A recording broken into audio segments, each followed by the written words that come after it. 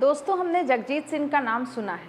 जगजीत सिंह हमारी राजस्थान स्टेट के गंगानगर ज़िले से बिलोंग करते थे और वो बहुत ही ज़्यादा एक प्रख्यात पर्सनालिटी थे।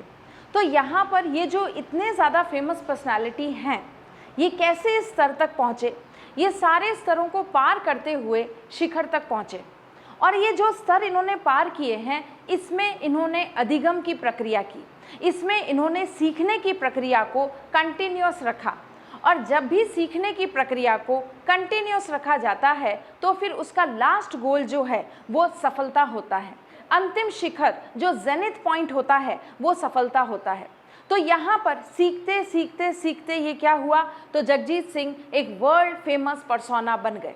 वैसे ही आपने अरुणिमा सिन्हा का नाम सुना है कि ये भी कोई ख्याति प्राप्त व्यक्तित्व नहीं थी, लेकिन इन्होंने अपने कोशिशों के ज़रिए, अपने सीखने के माध्यम से और कंसिस्टेंसी रखने के माध्यम से आज ये वर्ल्ड फेमस पर्सनैलिटी हैं।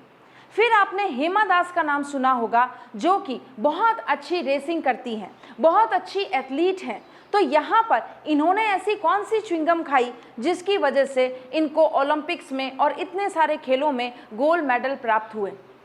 तो उस च्युइंगम का नाम है अधिगम। और अधिगम को कैसे आत्मसात किया जाए, अधिगम को कैसे सीखा जाए, कैसे व्यवहार में परिवर्तन किया जाए और लर्निंग का प्रोसेस कैसा होता है, उससे संबंधित कुछ टर्म्स का डिस्कशन हमने अपने लास्ट वीडियो में किया था। And that terms were stimulus, response, reflex actions, conditioning, अनुबंधन, पुनर्बलन। इस तरह के कुछ टर्म्स हमने सीखने की कोशिश की थी along with the examples।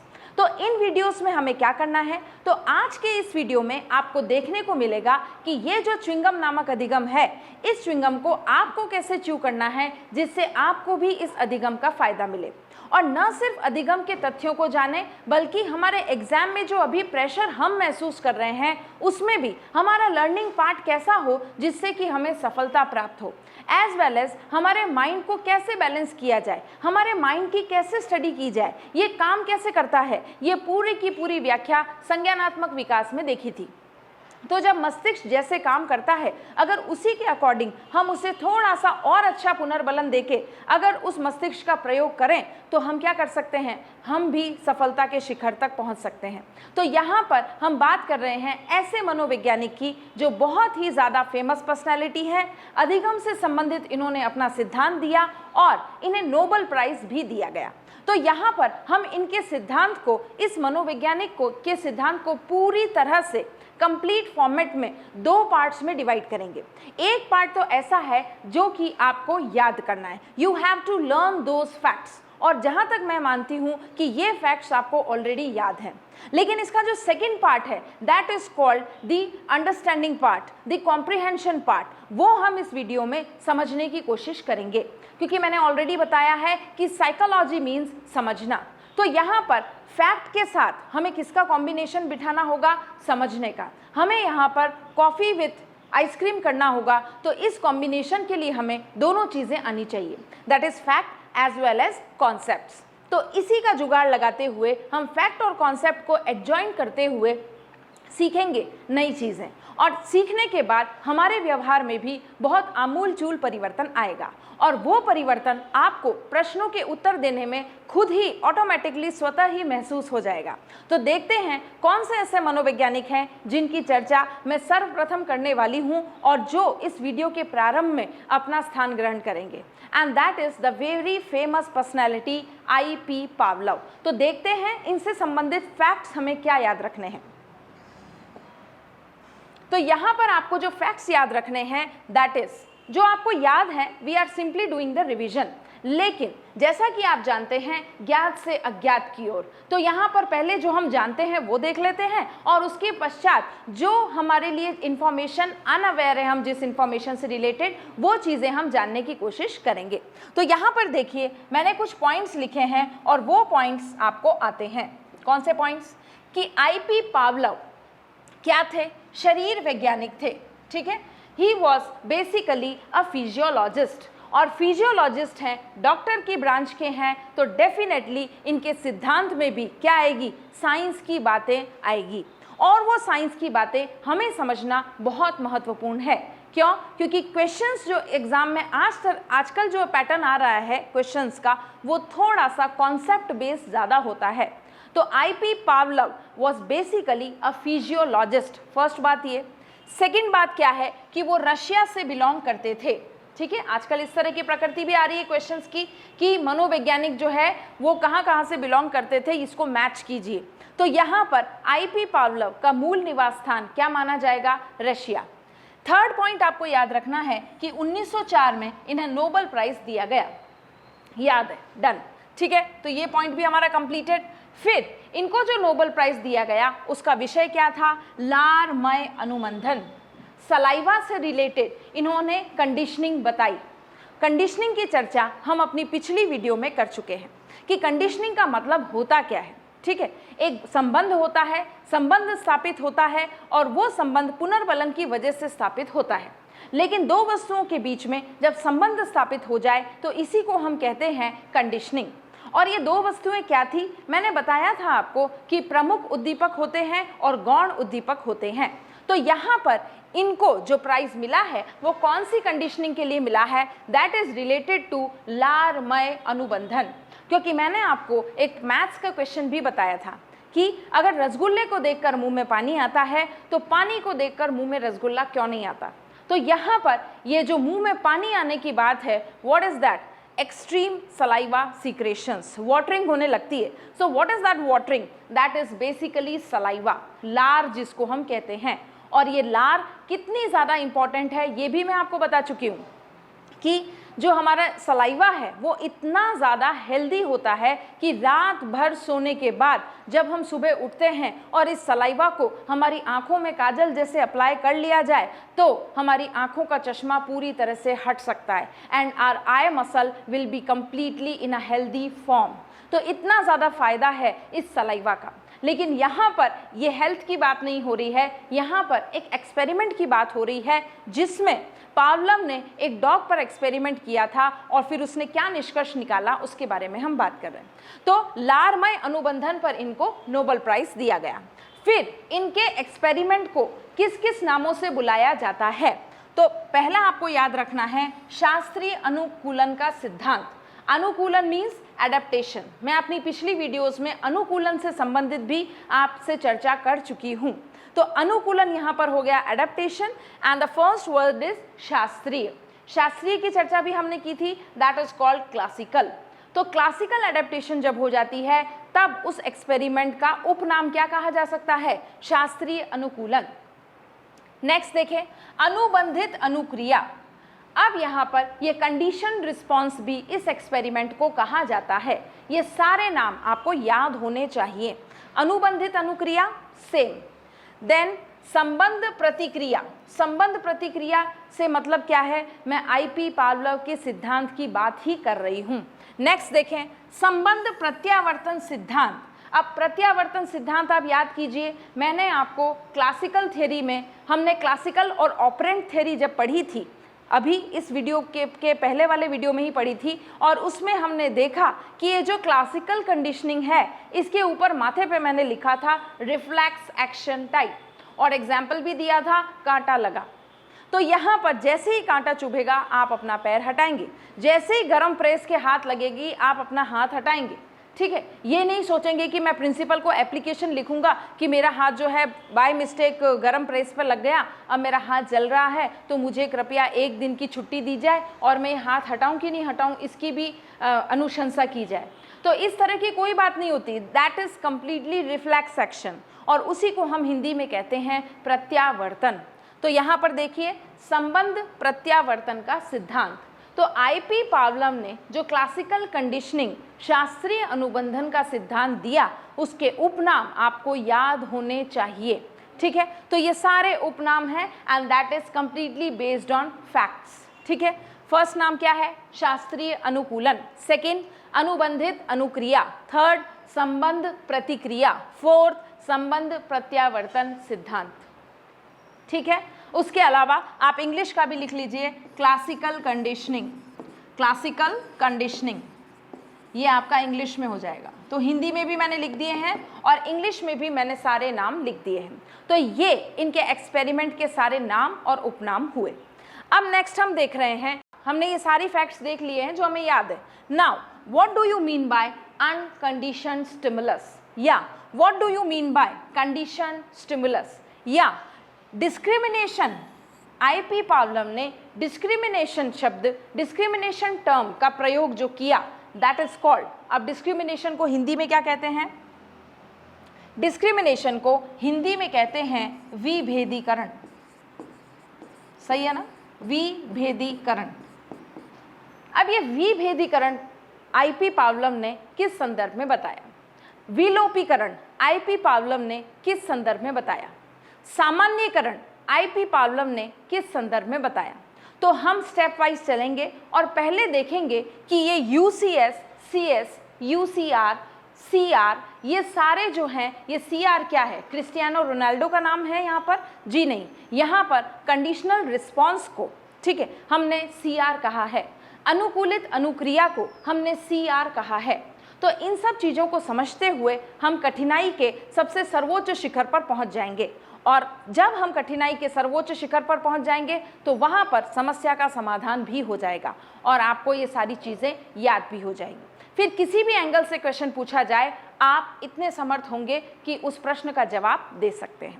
तो यहाँ पर हमने चर्चा कर ली सारी, किससे संबंधित? All the facts which was related and you must know regarding IP पावलव experiment. What was the sub names of that experiment? When he received the Nobel Prize, from which country did he belong? Then basically what he was by profession, he was psychologist, he was physiologist, right? और ये सारे terms अभी हमें सीखने बाकी हैं. तो यहाँ तक आपको याद हो गया है, कॉपी में लिखने की भी ज़रूरत नहीं है. बार बार इस वीडियो को देखिए और आपकी भी क्लासिकल कंडीशनिंग हो जाएगी.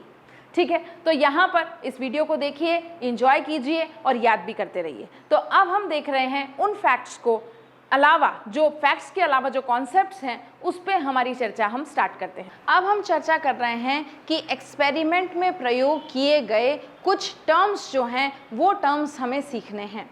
होता क्या है, बहुत छोटा सा एक्सपेरिमेंट है कि आईपी पावलव एक आर्टिफिशियल बॉक्स तैयार करते हैं, आर्टिफिशियल एपरेटस के साथ एक डॉग को उस एपरेटस के साथ में बांध देते हैं, टाई अप कर देते हैं. और होता क्या है कि कुछ समय पश्चात उसको भोजन प्रोवाइड किया जाता है. तो भोजन को देखते ही डॉग के मुंह में, कुत्ते के मुंह में लार आने लगती है और वो भोजन खा लेता है.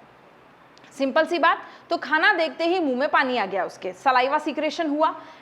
लेकिन हुआ क्या, कुछ समय पश्चात भोजन देने से पहले क्या किया जाने लगा? घंटी बजाई जाने लगी.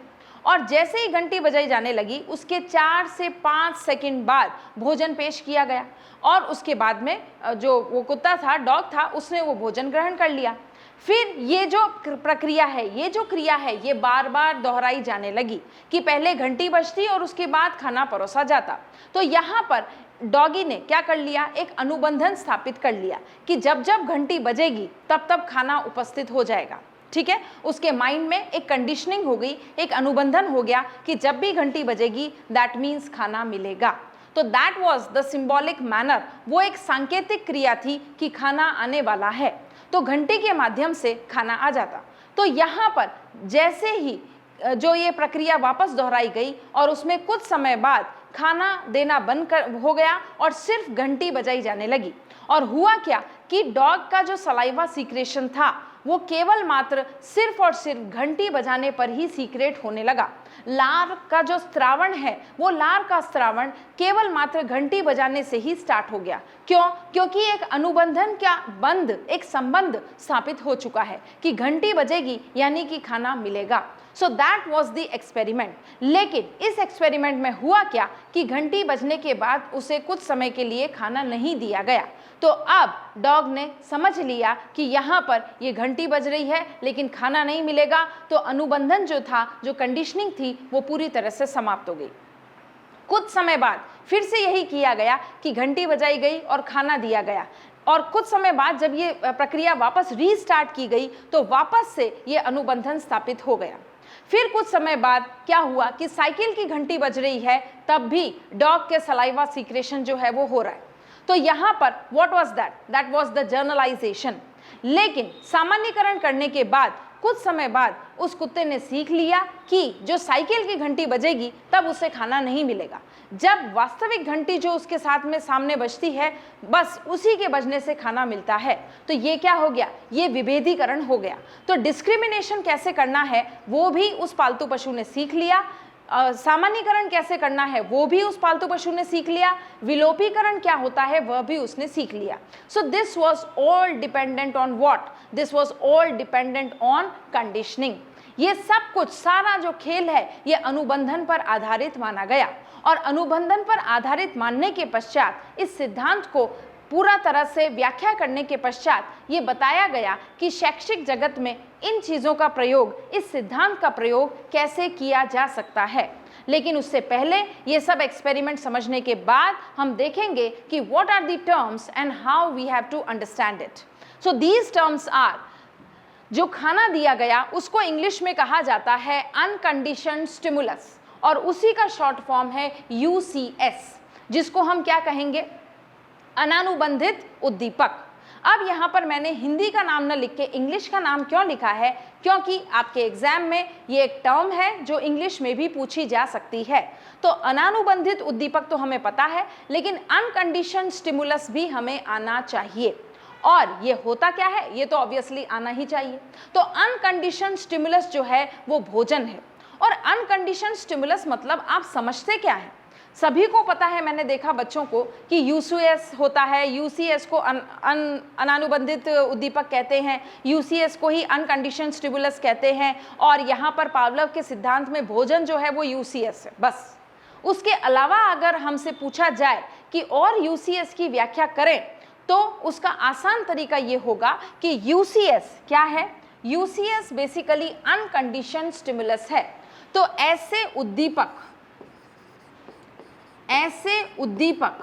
जो क्या होते हैं, ऐसे उद्दीपक जो स्वाभाविक होते हैं और इन्हें किसी भी अनुबंधन की आवश्यकता नहीं होती, ठीक है, इन्हें किसी अनुबंधन को स्थापित करने की आवश्यकता नहीं होती।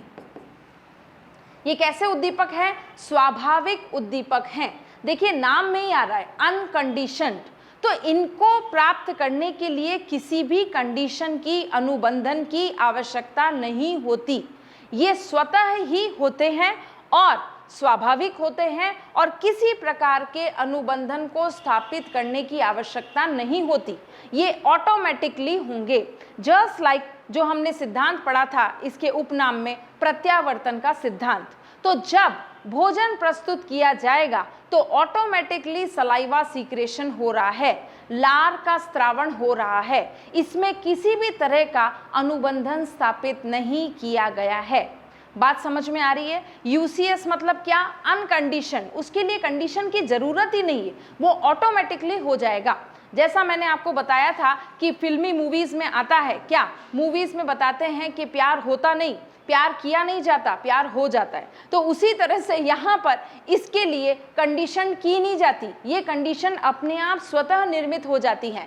तो यहाँ पर इस खाने का जो संबंध है वो लार से ऑटोमेटिक है, स्वाभाविक है, स्वतः है, इसके लिए कोई अनुबंधन स्थापित करने की आवश्यकता नहीं है। तो हमने देखा कि अनकंडीशन का मतलब आप क्या बताएंगे, ऐसे उद्दीपक जो स्वाभाविक होते हैं और अनुबंधन की आवश्यकता नहीं।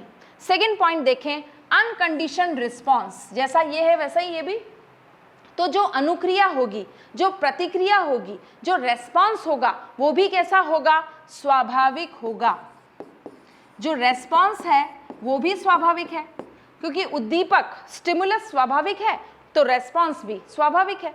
तो अनकंडीशन्ड रेस्पॉन्स क्या होता है, स्वाभाविक होता है, इसमें भी अनुबंधन की आवश्यकता नहीं होती, अनुबंधन स्थापित करने की आवश्यकता नहीं होती, ये स्वाभाविक होता है कि ऐसा करेंगे तो ऐसा होगा। जैसे हम बचपन में कहानियों में पढ़ते हैं ना कि जैसा बोओगे वैसा काटोगे, तो यहाँ पर जैसा करोगे वैसा भरोगे। तो ये सब क्या है, दिस इज ऑटोमेटिक एक्शन, कि आपको अपने कर्मों का फल यहीं का यहीं मिलेगा। Because karma has each and everybody's address, even if you are homeless. अगर आपका घर नहीं है, आप बेघर हैं, अनाथ हैं, तो भी आपके कर्म आपका पता ढूंढ ही लेंगे और आपके कर्मों के अकॉर्डिंग ही आपकी लाइफ की जो डेस्टिनी है वो डिसाइड की जाएगी। क्योंकि लोग पूछते हैं मेरे साथ ही ऐसा क्यों होता है, तो that is completely dependent on your karma as well as your hard work. तो यहाँ पर ये जो कर्म है, इसकी डेस्टिनी ये खुद लिखते हैं ये कर्म। उसी तरह से यहाँ पर ये अनकंडीशन रिस्पॉन्स और अनकंडीशन स्टिमुलस हैं। जैसा करेंगे वैसा भरेंगे, जैसा बोएंगे वैसा काटेंगे। अब आपको पता है कि यहाँ पर गन्ने के पेड़ के जो बीज हैं या फिर टमाटर के पेड़ के जो बीज हैं, उसमें से टमाटर का पौधा ही क्यों बनता है? बिकॉज वो टमाटर के बीज बोए थे हमने। जो टमाटर के बीज बोए थे तो फिर टमाटर का पौधा ही उगेगा। ऐसा नहीं है कि टमाटर के बीज बोने पर पपीते का जो पेड़ है वो उग गया, ऐसा पॉसिबल नहीं है। Because these seeds basically and originally have their own memories of the past. Do you know this? यहाँ पर इनके पास भी खुद की एक स्मृति होती है, एक मेमोरी होती है और उसी मेमोरी से आगे जाकर इनका जो ये जो सिमिलैरिटी है वो सेम रहती है। ऐसा नहीं है कि टमाटर के बीज से पपीते के जो पौधे हैं वो उग रहे हैं, पपीते के पेड़ उग रहे हैं, या केले के बीज से क्या हो रहा है, दूसरे कुछ प्लांट्स हैं, हिबिस्कस के प्लांट हैं वो उग रहे हैं। ऐसा पॉसिबल नहीं। या फिर आप ये जीव जगत में भी देख लीजिए कि बिल्ली अपने जो बच्चे को पैदा करती है, तो ऐसा नहीं है कि बिल्ली से शेर का बच्चा पैदा हो गया, बिल्ली से बिल्ली का बच्चा ही पैदा हो रहा है, मानव से मानव का बच्चा ही पैदा हो रहा है। ऐसा नहीं है कि औरंगुटैन ने जन्म ले लिया है किसी इंसान के गर्भ से, तो ऐसा नहीं है। Why? Because they all have their memories collected of the past and those past memories work for the future. ये सिद्धांत माना जाता है यहाँ पर साइकोलॉजिकली भी, साइंटिफिकली भी, और इसको प्रूव भी किया जा चुका है। तो यहाँ पर ये जो सिद्धांत है लाड़ श्रावण का और भोजन का, वो बहुत ही ज़्यादा ऑटोमेटिक है, बहुत ही ज़्यादा स्वाभाविक है। इसमें किसी भी तरह के कृत्रिम उत्प्रेरकों की ज़रूरत नहीं होती कि जैसे ही कोई भी खाना देखेगा तो लाड़ तो उत्पन्न होगी, बहुत स्वाभाविक सी बात है। लेकिन अब हम आगे जाते हैं अस्वाभाविक उद्दीपकों के प्रति। ये क्या है? Conditional response. और कंडीशनल रिस्पॉन्स क्या होता है? कंडीशनल रिस्पॉन्स होता है, स्टिमुलस होता है अनुकूलित उद्दीपक। अब ये अनुकूलित उद्दीपक क्या स्वाभाविक होते हैं? नहीं। ये कैसे होते हैं? कृत्रिम होते हैं। इनका निर्माण किया जाता है, एक बंध स्थापित किया जाता है, संबंध स्थापित किया जाता है। जैसे भोजन देने से पहले घंटी बजा के भोजन देना, पहले घंटी बजाई फिर भोजन दिया, तो यहाँ पर घंटी और भोजन का जो संबंध स्थापित कर लिया गया वो क्या था? आर्टिफिशियल था। तो यहाँ पर भोजन देने से पहले हारमोनियम या गिटार नहीं बजाया गया, घंटी बजाई गई। तो जो अनुबंधन है, जो बॉन्ड है, जो संबंध है, वो किससे जुड़ेगा? घंटी और भोजन से जुड़ेगा। ऐसा नहीं है कि डॉग के सामने मैंने खाना पेश करने से पहले हारमोनियम बजा दिया तो भी उसके सलाइवा सीक्रेशन हो रहा है, नहीं, क्योंकि उसको पता है कि हारमोनियम बजाने से खाना नहीं आएगा, गिटार बजाने से खाना नहीं आएगा। उद्यमेन ही सिद्ध्यंति कार्याणि न मनोरथे। तो यहाँ पर कर्म करने से मुझे खाना मिलेगा, but this was the experiment. इसमें उसने कोई कर्म नहीं किया लेकिन फिर भी उसको खाना दिया जा रहा है। ठीक है, तो यहाँ पर ये जो खाना दिया जा रहा है इससे पहले घंटी बजाई जा रही है, एंड दैट इज कृत्रिम। ये आर्टिफिशियल एनवायरनमेंट डिजाइन किया जा रहा है। तो कंडीशन स्टिमुलस कैसे होते हैं? कृत्रिम होते हैं। क्या ये स्वतः होते हैं? बिल्कुल नहीं, ये स्वतः ऑटोमेटिकली बिल्कुल नहीं होते हैं, इनका संबंध स्थापित किया जाता है। ठीक है, ये इसमें अनुबंधन किया जाता है, कंडीशनिंग की जाती है। बिल्कुल सही बात। आपको बात समझ में आ रही है? 3 पॉइंट हमने सीखे। कौन से? कि कंडीशनड उद्दीपक, कंडीशन स्टिमुलस में क्या होगा, ये कैसे होते हैं? आर्टिफिशियली डिजाइंड होते हैं, कृत्रिम होते हैं, पहली बात। दूसरा, तो जब कृत्रिम होते हैं तो स्वतः तो हो ही नहीं सकते, कॉमन सी बात है, common sense is the most rarest sense. तो अब यहाँ पर एग्जामिनेशन हॉल में प्रेशराइज फॉर्मेट में हो जाता है कि हम 6 × 6 जो है वो 12 कर रहे हैं, जबकि इसका आंसर 36 है। तो इसके लिए हम पहले ही सीख के जाएं कि ये जो कंडीशन स्टिमुलस हैं ये क्या है? कृत्रिम है और स्वतः नहीं होते हैं। और ये अनुबंधन द्वारा स्थापित किए जाते हैं। क्या? कंडीशन स्टिमुलस का निर्माण एक अनुबंधन द्वारा स्थापित किया जाता है, एक रिलेशन बताया जाता है, सहसंबंध बताया जाता है, और जब वो सहसंबंध स्थापित हो जाता है तो होता क्या है, फिर पूरा पक्का पता चल जाता है कि यहाँ पर इसके आगे आने वाली जो क्रिया है वो क्या होगी। जैसे मैं अक्सर अपनी मम्मी के साथ मंदिर जाया करती हूँ, और उसके बाद फॉर एग्जाम्पल बता रही हूँ मैं, सपोज, तो यहाँ पर मंदिर जाने के बाद मुझे एकदम से प्रसाद नहीं मिलता है। क्या होता है, मेरी माता जी कहती हैं कि पहले आरती होगी, पूजा अर्चना होगी, फिर उसके बाद में पंडित जी और अगरबत्ती करेंगे, दीपक जलाएंगे, उसके बाद प्रसाद मिलेगा। तो यहाँ पर मेरा मेन फोकस तो क्या है, भक्ति पर नहीं है, आरती पर नहीं है, प्रसाद लेने पर है। और मैं बार बार वेट करती हूँ कि कभी आरती पूरी हो जाए और वो संगम बर्फी का प्रसाद मेरे पास आ जाए। और मैं ये भी ध्यान रखती हूँ कि पंडित जी उस डिब्बे में से कितना प्रसाद जो है वो अपने लिए रख रहे हैं, ये भी मेरी पूरी नज़र रहती है। तो यहाँ पर क्या ऐसा नहीं होगा कि आरती होते हुए ही मुझे ये आइडिया लग जाएगा कि अब प्रसाद मिलने वाला है। जैसे जैसे आरती होगी, आरती संपन्न हुई, उसके बाद पंडित जी ने दीपक जला दिए, उसके बाद अगरबत्ती जला दी, दैट मीन्स अब नेक्स्ट स्टेप क्या होने वाली है, अब मुझे प्रसाद मिलेगा, प्रसाद वितरण की क्रिया होने वाली है। तो यहाँ पर ये सारी चीज़ें क्या हो गई, ये अनुबंधन ही तो हो गई कि जैसे जैसे मुझे पता लगा कि आरती हो रही है, दैट मीन्स प्रसाद मिलेगा। अब मैं कभी घर पे भी थी और घंटियों की आवाज़ सुनाई दे रही है कि आरती हो रही है, तो मैं फटाफट जैसे ही घंटियों की आवाज़ बंद होगी उससे पहले मंदिर पहुंच जाऊंगी। क्यों? क्योंकि मुझे पता है कि हर आरती के बाद प्रसाद मिलता है।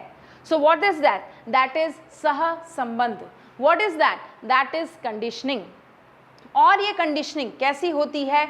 आर्टिफिशियल होती है कि उस प्रसाद को पाने की चाह जो मेरे में थी, उसके बीच में एक मीडिएटर सहसंबंध और स्थापित किया जाता है कि आरती से के बाद प्रसाद मिलेगा। जैसे एडवर्टीजमेंट भी आता है कि ठंडा मतलब कोका कोला। जब भी आप ठंडा पानी भी पिएंगे और इस ऐड को याद करते हैं तो आपको क्या लगेगा, अरे ठंडे पानी की जगह कोका कोला होता तो मज़ा आ जाता। तो यहाँ पर ये ठंडा मतलब कोका कोला, मतलब आपके दिमाग में एक अनुबंधन स्थापित कर दिया गया है कि जब भी ठंडा पिएं तो आपको कोका कोला पीना चाहिए। लेकिन आजकल तो क्रिस्टियानो रोनाल्डो ने मना कर दिया है कि no to coca cola and yes to water. ठीक है, वाटर को इंग्लिश में एडम्स एल कहा जाता है। ठीक है, तो यहाँ पर ये बात हमने सीख ली कंडीशन स्टिमुलस के लिए। नेक्स्ट हम देखेंगे कंडीशनल रिस्पॉन्स। और ये जो अनुबंधित अनुकूलित अनुक्रिया है, अनुकूलित अनुक्रिया, उसमें क्या होगा, उसमें भी सेम यही पॉइंट्स आएंगे। अनुकूलित अनुक्रिया जो है वो कैसी होगी, कृत्रिम होगी, स्वतः नहीं होगी, और अनुबंधन स्थापित करने के बाद ही इस तरह की क्रिया होती है। That is called condition response. ठीक है, इससे संबंधित आपको जानकारी होनी चाहिए। और ये कंडीशन रिस्पॉन्स और कंडीशन स्टिमुलस में एक बात आपको और ध्यान में रखनी है, वो क्या है, देखते हैं। कंडीशन रिस्पॉन्स और कंडीशन स्टिमुलस, ये आपका कंडीशन स्टिमुलस हुआ। ठीक है, अनुबंधित उद्दीपक। ठीक है, और दूसरी साइड है आपका अनकंडीशन स्टिमुलस। तो अब मैंने एक्सपेरिमेंट में आपको क्या बताया था कि खाना नहीं दिया जा रहा है, मात्र घंटी बजाने से ही उस डॉग का सलाइवा सीक्रेशन होने लगा। तो यहाँ पर ये जो अनकंडीशन स्टिमुलस हैं, इसके कुछ कैरेक्टरिस्टिक्स होंगे। अनकंडीशन स्टिमुलस के, अनानुबंधित उद्दीपक के कुछ विशेषताएं होंगी। ठीक है, some of the characteristics will be there, कुछ विशेषताएं होंगी। और यही की यही विशेषताएं किसके द्वारा ग्रहण कर ली जाती है, कंडीशन स्टिमुलस के द्वारा। बात समझ में आ रही है? जितना भी विशेषताएं और कैरेक्टरिस्टिक्स अनकंडीशन स्टिमुलस के हैं, वो क्या कर लिए जाते हैं अनुबंधन में, कंडीशनिंग में, वो सारे अनकंडीशन स्टिमुलस की विशेषताएं अब किस में ट्रांसफर हो जाएगी, कंडीशन स्टिमुलस में ट्रांसफर हो जाएंगी। पहले भोजन को देखकर लार आती थी, अब घंटी को सुनने पर ही लार का स्त्रावण होने लगा। तो यहाँ पर इसकी सारी विशेषताएं किस में हस्तांतरित हो गई, कंडीशन स्टिमुलस में हस्तांतरित हो गई। तो यही होता है कंडीशन स्टिमुलस। जब वो किसका स्थान ग्रहण कर लेता है? वो अनकंडीशनड स्टिमुलस का स्थान ग्रहण कर लेता है। जैसे हम बाजार में अभी गर्मी बहुत पड़ रही है और हम कोल्ड ड्रिंक लेने गए, उसमें ठंडा दूध लेने गए, तो हमने अमूल की दूध का बॉटल जो है वो मांगा, तो यहाँ पर अमूल की दूध का बॉटल ना होकर हमको अमूल का दूध तो दिया गया, ठंडी दूध की बॉटल दी गई, लेकिन वो कैसी थी? The spelling written over there was AMOOL। अब हमने अगर उसको ध्यान से नहीं पढ़ा या पढ़ भी लिया तो हमारे दिमाग में क्या है? एक तरह का अनुबंधन, एक चीज फिक्स्ड है। क्या? कि अमूल की बोतल इस तरह की आती है, उसका कलर ऐसा होता है, उसकी स्पेलिंग ऐसे इस स्टाइल में लिखी हुई होती है। तो जब वहां पर इस तरह की स्पेलिंग लिखी हुई है तो भी हमें वो कैसी दिख रही है? ऐसी ही दिख रही है। जैसे इस सिटी में एक कोचिंग क्लासेस चलती थी जिनका नाम था क्या? जिनका नाम था ये खोड़पिया क्लासेस। अब जो भी इसको पढ़ता उसको यही दिखाई देता, समझ में भी यही आता और पढ़ा भी यही जाता कि ये कौन सी क्लासेस हैं? खोपड़िया क्लासेस हैं। जबकि वो खोपड़िया क्लासेस ना होकर खोड़पिया क्लासेस थी। तो यहाँ पर ये जो अनुबंधन आपका स्थापित हो गया है, ये माइंड में फिक्स हो गया है। अब आपका माइंड और कुछ देखना और समझना और सुनना ही नहीं चाहता, उसके माइंड में फिक्स है कि हाँ यही अमूल की कंपनी है। अब उसमें स्पेलिंग अलग अलग लिखी है तो भी you don't care. So what is that? सारी की सारी स्वाभाविक उद्दीपकों की विशेषताएं किसके द्वारा ग्रहण कर ली गई है? अनकंडीशनड स्टिमुलस द्वारा। किसके द्वारा? कंडीशन स्टिमुलस द्वारा। जो इसकी विशेषताएं थी वो किस में ट्रांसफर हो गई? कंडीशन स्टिमुलस में ट्रांसफर हो चुकी हैं। जैसे कि आपने देखा कि राष्ट्रपति शासन में सारी की सारी मुख्यमंत्री की जो शक्तियां होती हैं वो किसको हस्तांतरित कर दी जाती हैं? राज्यपाल को हस्तांतरित हो जाती हैं ऑटोमेटिकली। वैसे ही यहाँ पर भी automatically all the characteristics of unconditioned stimulus is transferred to conditioned stimulus. अब अगर आपको ये कथन के रूप में दे दिया जाए, क्योंकि इनके एक्सपेरिमेंट से संबंधित अब आपको इस तरह के तथ्य पूछे जाने लगे। पहले क्या होता था कि एक्सपेरिमेंट पूछा जाता था, पहले होता था कि उनको नोबेल प्राइज कब मिला ये पूछा जाता था, लेकिन आजकल प्रश्नों की प्रकृति बदल गई है। आजकल उस एक्सपेरिमेंट से संबंधित आपसे क्या पूछा जाएगा? आपसे पूछा जाएगा that what do you mean by unconditioned stimulus. तब आपका जवाब क्या होगा? तब आपके जवाब के लिए आपके कॉन्सेप्ट क्लियर होने चाहिए। तो चलिए आगे देखते हैं और कौन से ऐसे टर्म्स हैं जो हमें सीखने हैं। अब क्या देखना है हमें? कुछ टर्म्स हैं जो आईपी पावलोव के एक्सपेरिमेंट से रिलेटेड हैं, उन्हीं टर्म्स की हम चर्चा कर रहे हैं। तो आगे हमें और टर्म्स कुछ देखने हैं, वो क्या है? एक्सटिंक्शन। एक्सटिंक्शन को हमने क्या कहा? विलोपीकरण। कि बार बार जब हम क्या करते हैं, विलोप कब हो जाता है, कोलैप्स कब हो जाता है कि बार बार हम घंटी बजा रहे हैं लेकिन भोजन पेश नहीं किया जाए, तो जो अनुबंधन है, जो बॉन्डिंग है या जो कंडीशनिंग है, जो अनुबंधन स्थापित किया है हमने किसमें? भोजन और घंटी में, वो अनुबंधन खत्म हो जाएगा। कब खत्म होगा इस तरह का अनुबंधन? जब हम बार बार घंटी बजा रहे हैं और भोजन प्रस्तुत नहीं कर रहे हैं, तो यहाँ पर जो अनुबंधन स्थापित हुआ था वो समाप्त हो जाएगा और इसी प्रक्रिया को कहते हैं एक्सटिंक्शन या विलोपीकरण। सेकेंड टर्म देखें, जर्नलाइजेशन या सामान्यीकरण। कि यहाँ पर अनुबंधन जब बहुत अच्छा सा सुदृढ़ रूप में स्थापित हो जाता है तो न सिर्फ भोजन से पहले बजाई जाने वाली घंटी, बल्कि हर वो घंटी, जैसे कि साइकिल की घंटी, अब साइकिल की घंटी में भी जब लार का स्त्रावण होना लगे, लार निकलने लगे, तो इसे क्या कहते हैं? हम सामान्यीकरण कहते हैं, इसे जर्नलाइजेशन कहते हैं। सो वी वर डिस्कसिंग विभेदीकरण। विभेदीकरण से क्या तात्पर्य है? जर्नलाइजेशन हमने कर लिया है, दैट इज सामान्यीकरण।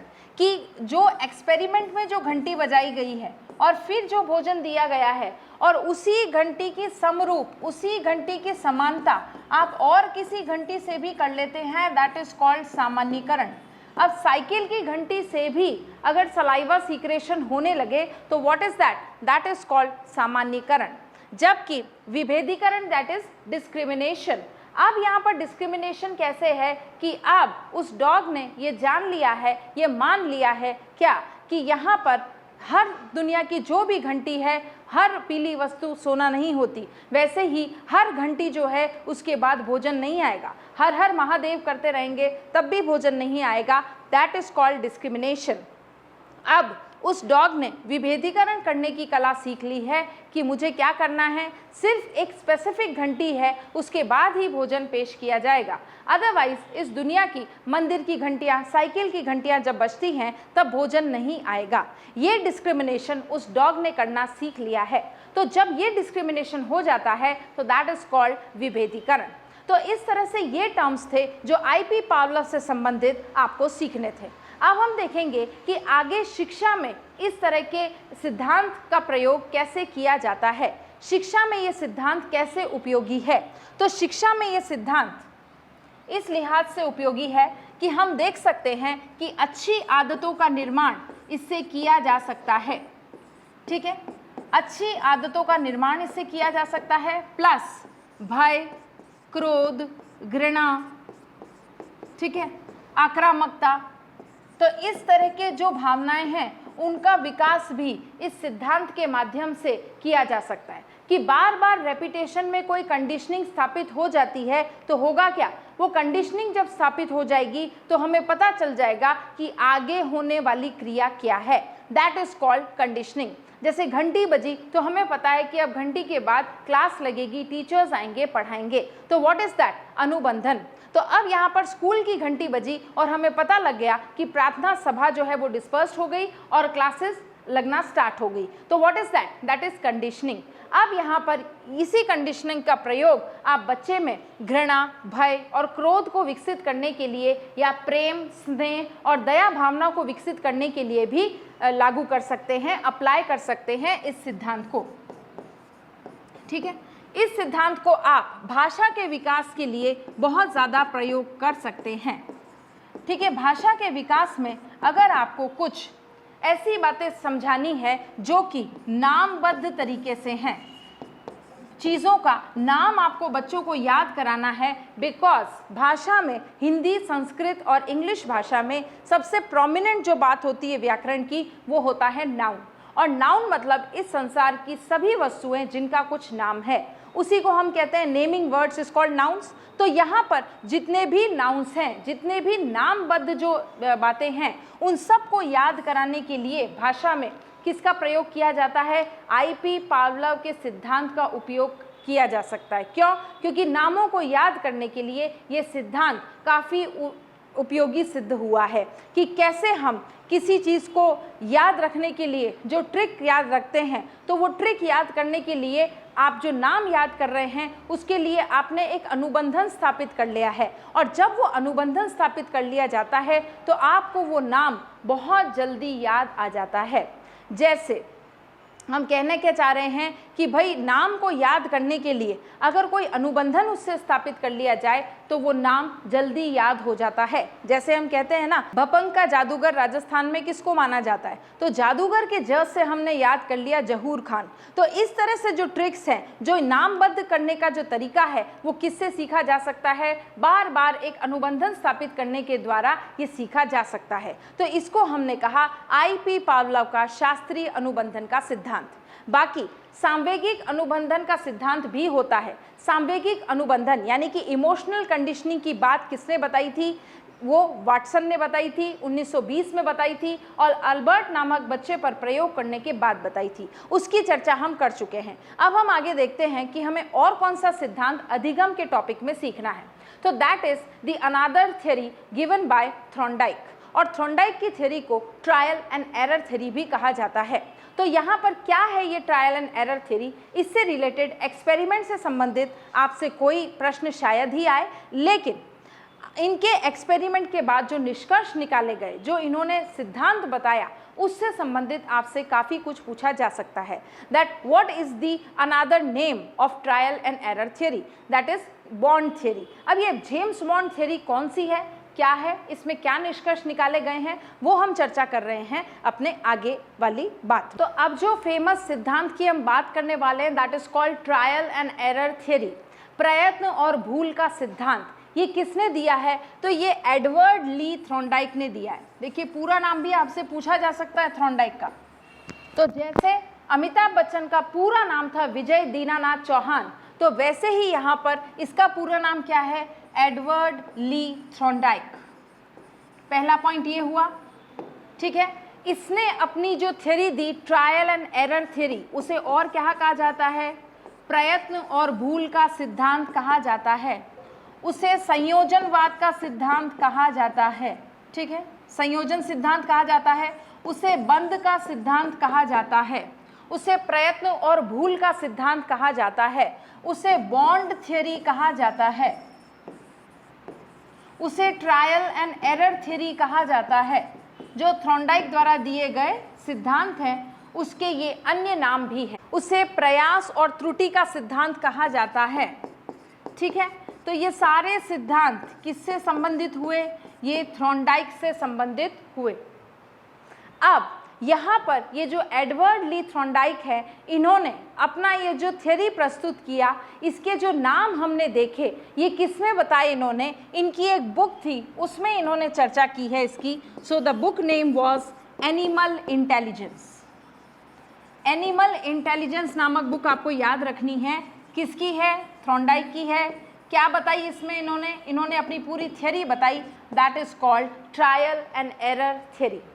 ये सभी फैक्ट हैं, आपको याद होंगे मैं आशा करती हूँ। तो यहाँ पर बॉन्ड थ्योरी, कनेक्शन कुछ तो है, तो यहाँ पर जब कनेक्शन स्थापित किया जाता है तो किसके सिद्धांत को याद किया जाता है, थॉर्नडाइक के सिद्धांत को याद किया जाता है। अब हम देख रहे हैं कि थॉर्नडाइक के सिद्धांत को समझने के लिए हमें 2 से 3 लाइनें चाहिए, बस, उससे ज़्यादा विस्तृत व्याख्या हमें कोई एनालिसिस नहीं करना है इसका। तो थॉर्नडाइक ने क्या बताया, थॉर्नडाइक ने बताया कि किसी भी गतिविधि को, किसी भी समस्या के समाधान के लिए, किसी भी प्रॉब्लम सॉल्विंग स्किल के लिए, ठीक है, किसी भी समस्या के समाधान के लिए इंसान क्या करता है, बहुत सारी एक्टिविटीज़ करता है, बहुत सारी गतिविधियां करता है। किसी भी समस्या के समाधान के लिए इंसान बहुत सारी गतिविधियां करता है, ठीक है। तो जैसे उसके पास, for example, a person is preparing for some exam that is called REET. अब इस रीट को, इस गुत्थी को, इस प्रॉब्लम सॉल्विंग गोल को सॉल्व करने के लिए इंसान क्या करेगा, बहुत सारी गतिविधियां करेगा। उसने बहुत सारे कोचिंग के नोट्स पढ़े, उसने कोचिंग करी, उसने अपने खुद के नोट्स बनाए, बहुत सारे क्वेश्चन सॉल्व करे, बहुत सारी टेस्ट सीरीज दी। तो इस तरह की सारी गतिविधियां वो कर रहा है। क्यों? क्योंकि समस्या का समाधान उसके जीवन में, रीट एग्जाम में पास होना ही समस्या का समाधान है। तो अब इस समस्या के समाधान के लिए वो विभिन्न तरह की गतिविधियां करता है। एक बात ये, अब इस विभिन्न तरह की गतिविधियां करने में बहुत सारी एक्टिविटीज़ ऐसी होंगी जो फर्जी होंगी, बेकार होंगी, और जिनको फिल्टर करना वो सीख जाएगा कि हाँ, मैंने पिछली बार भी रीट की तैयारी की थी, उसमें भी मैंने नोट्स बनाए थे, कोचिंग ज्वाइन की थी, याद किया था, सब कुछ किया था, क्वेश्चंस किए थे, लेकिन एक चीज़ मैंने नहीं की थी, रिवीजन मैंने नहीं किया था। इस वजह से शायद रीट के एग्ज़ाम में मेरा सिलेक्शन नहीं हुआ। तो इस तरह से यहाँ पर जब व्यक्ति मंथन करता है तो उसे पता चलता है कि इस समस्या समाधान की बहुत सारी गतिविधियों में ऐसी बातें भी थी जो उसे अवॉइड करनी है। कौन कौन सी बातें उसे अवॉइड करनी? जैसे आपने सक्सेस इंटरव्यूज़ में सुना होगा, कुछ लोग बोलते हैं कि आपको ये भी पता होना चाहिए कि आपको कौन सी किताबें नहीं पढ़नी, कौन सी पढ़नी है तो पता होना ही चाहिए, लेकिन कौन सी नहीं पढ़नी है वो भी पता होना चाहिए। उसी तरह से इस बहुत सारी गतिविधियों में, बहुत सारी एक्टिविटीज़ में इंसान को ये भी पता होना चाहिए कि कौन सी एक्टिविटी उसे नहीं करनी चाहिए थी, कौन सी गतिविधियां जो हैं जो बेकार हैं, नकारात्मक हैं, जिनका कोई सेंस नहीं है और उनको फिगर आउट करना है। तो थॉर्नडाइक की थ्योरी में क्या बताया कि ऐसी गतिविधियां जो सेंसलेस हैं, जो मीनिंगफुल नहीं हैं, उनको आप फिगर आउट कर दो, उनको बाहर निकाल दो। फिर जो बच जाएगी वो सारी एक्टिविटीज़ वो होंगी जो आपके काम की है। और ये काम की एक्टिविटीज़ जब आप बार बार सही अप्रोच से करेंगे तो धीरे धीरे एक ऐसा समय आ जाएगा कि रीट एग्ज़ाम पास करना आपके लिए चुटकियों का खेल हो जाएगा। क्यों? क्योंकि आपने आपकी सारी खामियां जो हैं वो दूर कर दी हैं और सारी जो अप्रोच है, सही दिशा जो है वो आपने अपना लिए। तो सही दिशा के बाद आप न सिर्फ रीट का एग्ज़ाम बल्कि एसएससी का एग्ज़ाम, एसआई का एग्ज़ाम और आरएस का एग्ज़ाम भी पास कर लेते हैं। तो ये कॉन्फिडेंस आप में कैसे आया? वो कॉन्फिडेंस आया आपने जो फिगर आउट करा, जो सिलेक्शन करा। कैसा सिलेक्शन कि इसमें क्या क्या चीज़ें मुझे अब नहीं करनी चाहिए और क्या क्या चीज़ें करनी चाहिए। ये जब क्लासिफिकेशन करना आपको आ गया तो आप बहुत सारे गवर्नमेंट एग्ज़ाम एक साथ पास कर लेते हैं। आपने देखा होगा कि 3rd ग्रेड टीचर बनने के बाद इंसान में और ज़्यादा प्रबल इच्छाएं जागृत हो जाती हैं 2nd और 1st ग्रेड को पास करने की। ऐसा क्यों? क्योंकि उसे पता है कि इसकी सही अप्रोच, पढ़ने की जो सही अप्रोच है वो उसे पता चल चुकी है, सीक्रेट पता चल चुका है कि एग्ज़ाम कैसे पास किया जाता है। तो जब उसे सही अप्रोच पता चल जाएगी तो क्या वो 1st ग्रेड और 2nd ग्रेड नहीं बनना चाहेगा? क्या वो 3rd ग्रेड से ही संतुष्ट हो जाएगा? बिल्कुल नहीं। अब वो प्रयास करेगा, जी जान लगा देगा अपनी अंबुजा सीमेंट, क्योंकि अंबुजा में जान है तो यहाँ पर वो जी जान लगा देगा। किसके लिए? 1st और 2nd ग्रेड टीचर बनने के लिए, बिकॉज ही और she is very well acquainted with the approach. तो यहाँ पर थॉर्नडाइक ने हमें यही चीज़ बताई है कि बहुत सारी गतिविधियाँ समस्या समाधान के लिए हम करते हैं। उन गतिविधियों में से कुछ नेगेटिव गतिविधियाँ होती हैं और कुछ पॉजिटिव होती हैं। तो हमें क्या करना है? नेगेटिव गतिविधियों को तो बिल्कुल हटा देना है और पॉजिटिव गतिविधियों को और ज़्यादा एनरिच करते हुए आगे बढ़ते जाना है। और इस तरह से हमारी समस्या का समाधान हो जाता है और हमें ये भी पता चल जाता है कि कौन कौन सी सही गतिविधियां हैं जिससे हमें अपना गोल, अपने उद्देश्य की प्राप्ति होगी। तो इसके बीच में क्या बन जाता है? एक बंध स्थापित हो जाता है, एक कनेक्शन बन जाता है कि ये करने से मुझे गोल की प्राप्ति होगी, उद्देश्य की प्राप्ति होगी, और ये मुझे नहीं करना है क्योंकि इससे उद्देश्य की प्राप्ति नहीं होगी।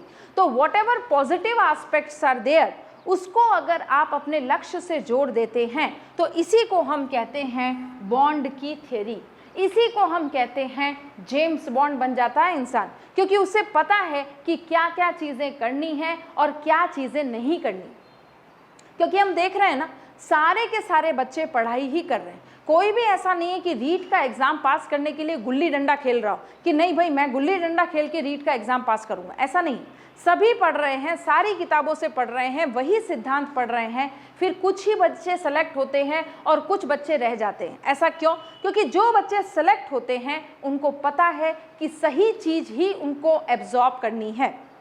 और वो सही चीज़ क्या है? तो बिल्कुल सही अप्रोच, सही कंटेंट, सही वीडियोस और सही दिशा निर्देश। तो जब सारी चीज़ें सही होगी तो उद्देश्य की प्राप्ति, समस्या का समाधान स्वतः ही हो जाएगा। लेकिन अगर हम जानते हुए भी गलतियां करेंगे, हमें पता है कि सुबह उठ के चीज़ें याद करनी चाहिए, पढ़ाई करनी चाहिए, लेकिन अभी भी हमारी वो गंदी आदतें नहीं छूटी हैं, हम देर से उठ रहे हैं, अपने फ़ोन में व्यस्त हैं, तो कोई बात नहीं, आप अपने फ़ोन में व्यस्त रहिए। यहाँ पर लाखों लोग हैं जो इस तारीख का इंतज़ार कर रहे हैं, क्योंकि तारीख पे तारीख ऑलरेडी आ चुकी है। तो इस तारीख का इंतज़ार करते हुए वो अपनी तैयारी कर रहे हैं और इतनी ज़बरदस्त तैयारी कर रहे हैं कि आप उनके सामने कहीं नहीं टिकेंगे, हवा हो जाएंगे। तो अगर आपको भी कंपटीशन में पार्ट लेना है, सफल होना है, तो आपको सबसे पहले क्या करना पड़ेगा? अपनी अप्रोच को सही करना पड़ेगा। मैंने देखा कि काफ़ी सारे स्टूडेंट्स क्या करते हैं, जो उनको पढ़ने को मिलता है बस वो पढ़ते चले जाते हैं, क्योंकि उनमें नादानी होती है, उनकी समझ इतनी विकसित नहीं हुई होती है। तो हमें यहाँ पर पढ़ने के कंटेंट में फिगर आउट करना होगा कि हमें क्या चीज़ें पढ़नी हैं, कौन से वीडियोस देखने हैं और अपने टाइम का सदुपयोग कैसे करना है, कैसे लक्ष्य की प्राप्ति करनी है। तो यहाँ पर उसके लिए एक सही अप्रोच का होना बहुत ज़रूरी है और सही अप्रोच में आपके पास सारे वो बिंदु होने चाहिए जो सफलता के लिए कारगर होते हैं। यानी कि आप क्वेश्चन सॉल्व करेंगे, आप 50 बार रिवीजन करेंगे, आपके कॉन्सेप्ट्स बहुत क्लियर होने चाहिए, आपका ग्रुप डिस्कशन होना चाहिए, आपका रिवीजन 1000 बार से ज़्यादा हो जाना चाहिए, आप आंसर लिखने की स्थिति में होने चाहिए, आपको सारे कॉन्सेप्ट जो हैं उसका इंटरप्रिटेशन भी आता है। तो ये सारी चीज़ें आपको आती हैं, दैट मीन्स आप सफलता के बहुत करीब हैं। So that is what the principle called trial and error theory. आप बार बार गलतियां करेंगे और लक्ष्य पाने की कोशिश करेंगे और उन्हीं गलतियों के बीच में कुछ कुछ अच्छाइयां भी आप में हैं। तो आपको करना क्या है? उन गलतियों को स्किप करना है और अच्छाइयों को एनरिच करते जाना है और इस तरह से लक्ष्य की प्राप्ति बहुत आसान हो जाएगी। बात समझ में आ रही है? तो तो यही हमारे समझने का पार्ट था। This was the basic part which you need to be understand in this complete lecture, because ये सारी बातें हमें आती है, कोई भी नई बात नहीं है, but the new thing is that what is the prime concern of Thorndike theory? The prime concern is to figure out, to skip all the negative points and to follow all the positive points. Got it? अब हम Thorndike के सिद्धांत की चर्चा कर लेते हैं कि इन्होंने क्या एक्सपेरिमेंट किया। इन्होंने ये थॉर्नडाइक ने बिल्ली पर प्रयोग किया और बिल्ली पर प्रयोग करने के बाद इन्होंने क्या किया कि बिल्ली को एक बॉक्स में बंद कर दिया और बॉक्स में बंद करने के बाद बाहर कुछ खाने की अच्छी मछली या कुछ खाने की अच्छी वस्तु रख दी गई और इसकी बहुत ज़्यादा सुगंध जो है वो बिल्ली को नाक में आ रही थी। तो अब यहाँ पर इस सुगंधित खाने की खाद्य पदार्थ को देखकर बिल्ली के लिए जो सुगंध है ये उद्दीपक का कार्य करती है और अब वो कोशिश कर रही है कि इस बॉक्स में से बाहर निकला जाए और उस सुगंधित पदार्थ को खाया जाए। लेकिन उस बॉक्स से बाहर कैसे आया जाए वो बिल्ली को समझ नहीं आता। बिल्ली बहुत कोशिश करती है, हर जगह स्क्रैच करती है, लॉलीपॉप खाती है, सेंटर फ्रेश खाती है, मेंटोस भी खा लेती है क्योंकि उससे दिमाग की बत्ती जलती है, लेकिन यहाँ पर उस बॉक्स में से बाहर नहीं निकला गया। लेकिन अनायास ही बाय डिफ़ॉल्ट अचानक से उसका पैर जो है वो लीवर पर पड़ जाता है और जैसे ही उस बॉक्स में उसका पैर लीवर पर पड़ता है उसे पता चलता है कि यहाँ पर ये दरवाज़ा खुल जाता है और उसके बाद उसको वो सुगंधित खाद्य पदार्थ जो है वो खाने को मिल जाता है। ठीक है, अब उसे समझ में आ जाता है कि जैसे ही इस लीवर को प्रेस किया जाएगा मुझे ये सुगंधित पदार्थ जो है वो खाने को मिलेगा। तो एक तरह से क्या स्थापित हो गया, बॉन्ड स्थापित हो गया, कनेक्शन बन गया, बंध स्थापित हो गया। और जब ये बंध की स्थापना हो जाती है तो क्या होता है, बहुत आसान होता है फिर चीज़ों को प्राप्त करना, क्योंकि हमें पता है कि इसके लिए हमें क्या क्या तैयारी करनी है, कौन सी किताबें पढ़नी है, किस तरह से पढ़नी है और कैसे अपने गोल को प्राप्त करना है। तो यहाँ पर इस बिल्ली के द्वारा भी यही किया गया कि बाय डिफ़ॉल्ट उससे जो प्रेस हुआ लीवर, अब उसको वो पहचान गई कि कैसे दरवाज़ा खोलना है, लीवर से खोलना है, लीवर दबा के खोलना है। तो यहाँ पर धीरे धीरे उसकी गलतियों की जो संख्या थी वो कम होने लगी और लास्ट स्टेज पर तो ऐसा आ गई वो स्टेज कि लास्ट स्टेज पर अब वो जानती है कि दरवाज़ा कैसे खुलेगा। फटाफट से वो लीवर के पास जाती है, उसे प्रेस करती है, दरवाज़ा खुल जाता है, खाद्य पदार्थ उसे मिल जाता है। तो इस तरह से लास्ट में जाकर उसको बेसिकली पता चल जाता है कि फालतू के प्रयास जो वो कर रही थी, जो वो ट्राई कर रही थी और गलतियां कर रही थी, ट्रायल एंड एरर्स थ्योरी, प्रयत्न और भूल का सिद्धांत, अब इस प्रयत्न में जितनी भी गलतियां वो कर रही थी उसने वो स्किप कर दी और सारी की सारी जो प्रॉपर एक अप्रोच है वो उसने फॉलो कर ली कि मुझे फाइनली इस लीवर को दबाना है अगर मुझे खाद्य पदार्थ प्राप्त करना है। तो यहाँ पर क्या हुआ, उसके जो प्रयत्न हैं इसमें जो सकारात्मक प्रयत्न है उसकी संख्या बढ़ गई और नकारात्मक प्रयत्नों की संख्या घट गई और फाइनली उसका विलोप हो गया, नकारात्मक चीज़ों का विलोप हो गया। इस तरह से यहाँ पर उसने जान लिया और मान लिया क्या कि किस तरह से लीवर को दबाना है और खाद्य पदार्थ प्राप्त करना है। तो ये तो छोटा सा एक्सपेरिमेंट था, लेकिन मैंने बताया कि आपको एग्जाम में एक्सपेरिमेंट ना पूछकर इसका निष्कर्ष पूछा जाएगा। तो हम भी देख लेते हैं कि थॉर्नडाइक की थ्योरी का हमारे शिक्षा में क्या निष्कर्ष निकलता है, इस सिद्धांत का उपयोग कैसे किया जा सकता है, तो वो चर्चा हम कर लें। अब थॉर्नडाइक द्वारा दिए गए नियमों को हम प्रमुख नियमों में बांटते हैं। इसको आप लिख सकते हैं प्रमुख नियम। तो प्रमुख नियमों को हम 3 भाग में डिवाइड करते हैं, दैट इज तत्परता का नियम, अभ्यास का नियम और प्रभाव का नियम। तत्परता के नियम में आपको चीज़ें बहुत अच्छी तरह से आती हैं कि अगर कोई व्यक्ति तत्पर है, जिज्ञासु है, इंटरेस्टेड है, तो यहाँ पर इंटरेस्ट ही पहली सीढ़ी है सफलता की।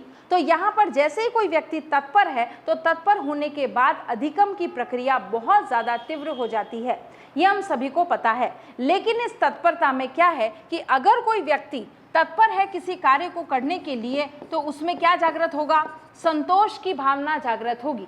लेकिन अगर कोई व्यक्ति तत्पर नहीं है किसी कार्य को करने के लिए और आप ज़बरदस्ती फोर्सफुली उसे वो कार्य करा रहे हैं विदाउट तत्परता के, तो होगा क्या, उसी व्यक्ति में खींच की भावना उत्पन्न होगी। ठीक है, जैसे भाई घर में सिर्फ एक ही बहू है और उस बहू को अगर आप कोई काम देते हैं तो वो बहुत आसानी से उससे संतोषप्रद तरीके से तत्परता के साथ करेगी। लेकिन यहाँ पर देवरानी, जेठानी और वो बहू मौजूद है, तो अब यहाँ पर क्या होगा, तीनों में कंपटीशन होगा और पूछा जाएगा कि रसोड़े में कौन था। तो अब यहाँ पर काम का जब दायित्व सौंपा जा रहा है तो उसमें इन बहुओं में, देवरानी जेठानी में क्या होगी, खींच उत्पन्न होगी, बिकॉज दे आर नॉट तत्पर, they are not curious to do that work. वो तत्पर नहीं है, वो कह रहे हैं कि मुझे ही ये काम क्यों देती है बार बार सासू माँ। राशि को भी तो कह सकती है, राशि बहन भी तो घर की बहू है। तो यहाँ पर गोपी बहू और राशि बहू में क्या हो गया, कंपटीशन। और इस कंपटीशन में अब एक बहू को खराब लग रहा है कि सारा काम मुझे सौंपा जाता है और दूसरे को कोई रिस्पॉन्सिबिलिटी नहीं दी जाती है, तो उसकी तत्परता, उस काम को करने की तत्परता समाप्त हो जाएगी और उसमें क्या उत्पन्न होगी, खीज उत्पन्न होगी, अ काइंड ऑफ डिससेटिस्फैक्शन। तो ये चीज़ हमारे लिए नहीं है। बाकी तो आपको तत्परता का नियम पता ही है, पर ये जो नई चीज़ है वो आपको याद रखनी है कि इसमें तत्परता के नियम में जब कार्य बहुत अच्छी तरह से तत्पर होकर किया जाता है तो संतोष की भावना उत्पन्न होती है, और जब कार्य तत्परता के साथ नहीं किया जाता तो उसमें खींच की भावना उत्पन्न होती है। ये दोनों की भावना किसमें उत्पन्न होगी, तत्परता में। प्लस अभ्यास, अब अभ्यास ही अधिगम को पूर्ण बनाता है। अगर आपने अभ्यास नहीं किया है तो वो अधिगम जो है वो अपूर्ण रह जाता है, कुछ समय बाद हम उसे भूल भी जाते हैं। And the best example is typing. आपने बहुत अच्छे से टाइपिंग सीखी है, अभ्यास किया है, बार बार अभ्यास कर रहे हैं तो आपको टाइपिंग आती, लेकिन 5 साल तक आपने टाइपिंग नहीं की है और छठे साल आप वापस टाइपिंग करेंगे तो क्या होगा, आप बहुत सारी चीज़ों को भूल जाएंगे और हो सकता है टाइपिंग को ही भूल जाए। वाई? बिकॉज अभ्यास नहीं हुआ है, एक्सरसाइज नहीं हुई है इस क्रिया से संबंधित। लास्ट है आपका प्रभाव का नियम, प्रमुख नियमों में प्रभाव का नियम। और ये प्रभाव का नियम, लॉ ऑफ इफेक्ट, हमें क्या बताता है कि हर चीज़ का जो परिणाम है वो भी इम्पॉर्टेंट होता है, कि भाई उसके परिणाम में आपको रिवॉर्ड मिलेगा कि पनिशमेंट मिलेगा। रिवॉर्ड या पनिशमेंट में डिसाइड होता है, इसीलिए इसको कहते हैं प्रभाव का नियम। इस प्रभाव के नियम में क्या होता है कि हमें दंड मिलेगा कि पुरस्कार। जैसे कि हमने एमए किया है, हमने बीए किया है, हम क्या करते हैं, बीएड किया है, तो एक ही रात में हमारा पूरा सिलेबस कंप्लीट हो जाता है। क्यों? क्योंकि उसका प्रभाव ये होगा कि हमारा सिलेबस कंप्लीट है, दूसरे दिन एग्जाम में हमें सब कुछ आ गया है, तो रिवॉर्ड क्या मिला, आप पास हो गए।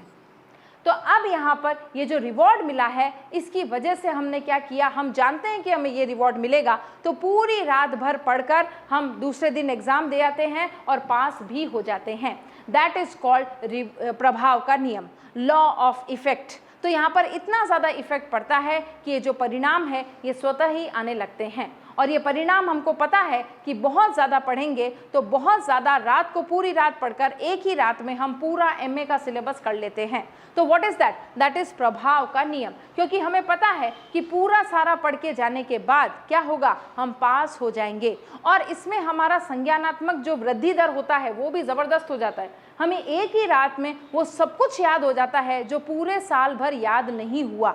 हमारी पूरी जो अचेतन मन है, अर्धचेतन मन है, सब सक्रिय अवस्था में आ जाते हैं और हमें सब कुछ याद होने लगता है। जो हमने देखा वो हमें सारा कंप्लीट याद हो जाता है, वो भी सिर्फ एक रात में, और दूसरे दिन एग्जाम में। So that is called law of effect.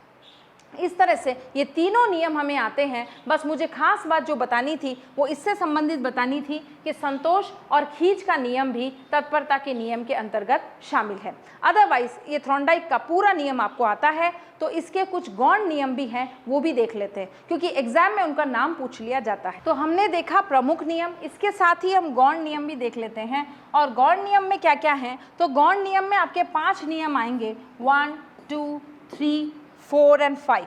ठीक है, ये 5 नियम आपको याद रखने हैं कि बहु अनुक्रिया का नियम क्या था, इसमें व्यक्ति वही अनुक्रिया करता है जो कि उसके फायदे के लिए होती है। दैट इज कॉल्ड बहु अनुक्रिया का नियम। जो उसके फायदे के लिए नहीं होती हैं वो अनुक्रियाएं करना वो छोड़ देता है। दैट इज कॉल्ड बहु अनुक्रिया का नियम। आंशिक क्रिया क्या होती है, आंशिक क्रिया जैसे नोट्स बनाना, बहुत सारी चीज़ों में वो अपने सुसंगत तथ्यों को छांट लेता है, इसको हम कहते हैं आंशिक अनुक्रिया। फिर हम देखते हैं मनोवृत्ति। बच्चे की मनोवृत्ति भी होनी चाहिए, टेंडेंसी भी होनी चाहिए पढ़ने की। कुछ बच्चे इतने ज़्यादा उपद्रवी और आक्रामक होते हैं तो उनको पहले सेटल डाउन करना चाहिए rather than to start teaching them. तो मनोवृत्ति होती है बच्चों की, तो वो मनोवृत्ति, वो टेंडेंसी कैसी होनी चाहिए, अच्छी होगी तभी एक शिक्षक पढ़ा पाएगा। और अगर अच्छी नहीं है तो उस शिक्षक को ये प्रयास करना चाहिए कि बच्चों की मनोवृत्ति अच्छी हो ताकि पढ़ाई उनको कराई जा सके। नेक्स्ट देखेंगे सादृश्यता का नियम। जो भी चीज़ें समान होती है बच्चे उन्हें समझना जल्दी शुरू कर देते हैं। जैसे मैं कोई फैक्ट लेके आई, उससे पहले मैं उनको पूछूंगी कि बच्चों, ग्लोब में मैंने तुम्हें बताया था ocean and lands are there. ये सारी चीज़ें सबको याद है कि ओशंस होते हैं, स्थल मंडल और जल मंडल। अब ये सभी को मैंने बता दिया। उसके बाद मैं बताती हूँ कि इसी स्थल मंडल और जल मंडल को पेंजिया और पेंथालासा कहा जाता था। तो यहाँ पर बच्चे क्या कर रहे हैं, सादृश्यता का नियम कर रहे हैं कि अच्छा, जल मंडल को ही पेंथालासा कहा जाता था। सादृश्य हो गया, समानता हो गई। अच्छा, स्थल मंडल को ही पेंजिया कहा जाता था। तो समानता का नियम ये बताता है कि जो चीज़ें क्वाइट सिमिलर है एक दूसरे के, उसको आप अच्छे से सिखा सकते हैं। प्लस लास्ट इसका जो गौण नियम बताया है वो है साहचर्य का नियम। साहचर्य का नियम क्या होता है कि जब हम व्यवहारिक ज्ञान का प्रयोग पढ़ाने में करते हैं एग्जाम्पल्स के तौर पर, इसको कहते हैं एसोसिएशन थ्योरी। अब मैं पढ़ा रही हूँ आपको अरावली पर्वत श्रृंखलाएं। अरावली पर्वत श्रृंखला में मैंने आपको बताया कि ये अवशिष्ट पर्वत हैं। अब अवशिष्ट पर्वत बच्चों को समझ में नहीं आ रहा है। फिर मैंने कहा अवशिष्ट सूचियाँ जैसे ही अवशिष्ट पर्वत होते हैं, फिर भी बच्चों को समझ में नहीं आ रहा है। फिर मैंने कहा कि अवशिष्ट मतलब रेजिड्यू होता है, फिर भी बच्चों को समझ में नहीं आ रहा है। तो मैं क्या करूँगी, उनको व्यवहारिक एग्जाम्पल दूंगी कि बच्चों, आप घर पे चाय बनाते हो तो चाय बनाने के बाद छन्नी में जो चाय की पत्ती रह जाती है चाय बनने के बाद, वो चाय की पत्ती क्या है, अवशिष्ट है, रेजिड्यू है। इसी तरह से ये अरावली पर्वत श्रृंखलाएं जो हैं ये अवशिष्ट पर्वत हैं, क्योंकि इनका निर्माण प्राचीन काल में हुआ था, प्री कैम्बियन एरिया में हुआ था। तो यहाँ पर चर्नियन हलचलों से हुआ था and they are the oldest mountains of the world. अब जब ये प्राचीनतम है तो वर्तमान में क्या होंगे, सबसे ज़्यादा बूढ़े होंगे, बचे कुचे रह जाएंगे, अवशेष रह जाएंगे इनके बस। तो जो अवशेष रह जाएंगे, जो रिमेन्स रह जाएंगे, इसी को हम कहते हैं अवशिष्ट। और ये अरावली अवशिष्ट पर्वत की श्रेणी में आते हैं। तो मैंने क्या करा, इसमें व्यवहारिक एग्जाम्पल के साथ जोड़ा कि जैसे चाय बनाते हैं, चाय बनाने के बाद जो चाय की पत्ती छन्नी में रह जाती है वो अवशिष्ट है, उसी तरह से अरावली पर्वत आर ऑल्सो दी रिमेन्स। तो यहाँ पे साहचर्य के नियम से बच्चों को बहुत अच्छे से याद रहता है। इवन बच्चों को क्या, हमें भी बहुत ज़्यादा अच्छे से याद रहता है वो एग्जाम्पल्स जो आपके daily day to day routine से जोड़े गए हैं। तो इस तरह से थॉर्नडाइक का नियम कंप्लीट होता है। एक्सपेरिमेंट पे हमें ज़्यादा ध्यान नहीं देना है, बस ये ध्यान रखना है कि बिल्ली पर प्रयोग किया गया, उनकी बुक कौन सी थी, एनिमल इंटेलिजेंस, फिर उनके प्रमुख नियम कौन से थे और गौण नियम कौन से थे, ये आपको याद रखना है। अब हम बढ़ते हैं नेक्स्ट सिद्धांत की तरफ।